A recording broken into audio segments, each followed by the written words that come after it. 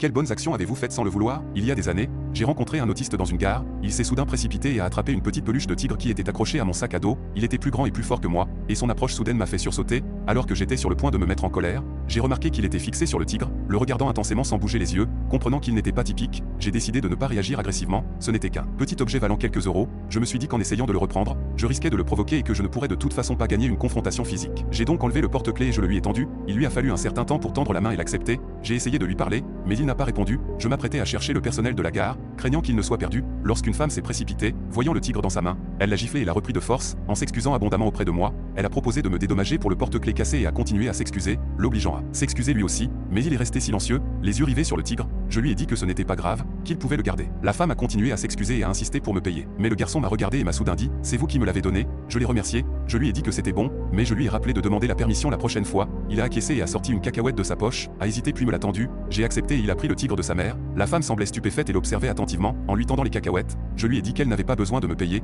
considérant qu'il s'agissait d'un échange équitable, la femme a fondu en larmes, sanglotant de manière incontrôlée, attirant l'attention de tout le monde autour de nous, j'ai maladroitement suggéré au garçon de la réconforter, mais il s'est contenté de la regarder d'un air absent, je l'ai poussé doucement, mais il n'a pas réagi, je l'ai poussé plus fort et il m'a jeté un regard noir, avec mon expérience limitée de la vie, je ne pouvais pas saisir pleinement ses émotions, alors que je m'apprêtais à partir, elle m'a demandé, je peux te faire un câlin? J'ai dit oui, elle m'a dit qu'elle avait prévu d'emmener son fils au bord du pont Saint-Charles ce jour-là, mais qu'elle avait maintenant une raison de continuer.